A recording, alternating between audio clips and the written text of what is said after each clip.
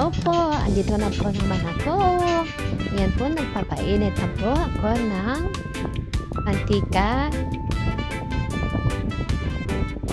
At naglalagay ako ng malamig konting mantika. So, sobrang init na yun ng mantika. Yan, nilagay ko na yung ahos. At nasunog na nga yung mga ahos niyan. Sobrang lakas ng apoy. Ayan.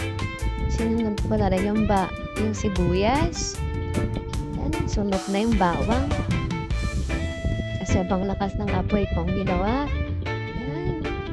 At naluhalo ko na nga. Ayan. At sinunod ko na yung kamatis at luya.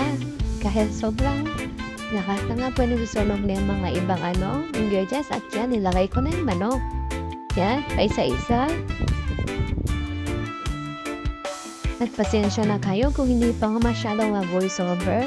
Nahihiya kasi talaga po ako sa boses ko. At ayan, pasensya na rin po kayo ulit. Kasi magulo yung background sounds ko. Hindi kasi dito sa kabilang bahay namin may nagkukumpuni. At ayan na nga, naglagay na po ako ng pamintes sa mga manok. At yan, minix-mix ko na. Kasi nakikita nyo, nasusunog na. Nalo-halo ko na. Yan, halo-halo. Sa maliit na kaldero pala ako nagluto. At ayan, maglagay na ako ng tubig. Tubig yung sapat lang para sa sabaw. Ang lulutuin ko pala ngayon, sutanghon.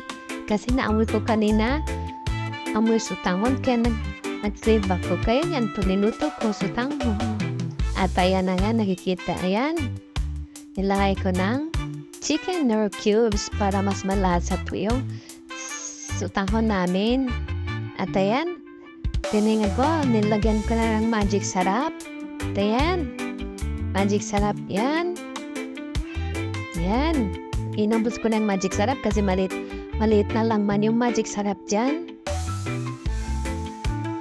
At ayan, naglagay ako ng Ajinomoto para mas malinamnam. At yan, halo-halo ko. Ayan, halo-halo para matunay mga ingredients na nilagay ko. At ayan, next, nilagay ko na ng carrots. Madaming carrots yan kasi isang buong carrots yung binalatan.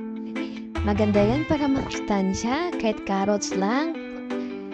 Yan, halo-halo para maluting carrots.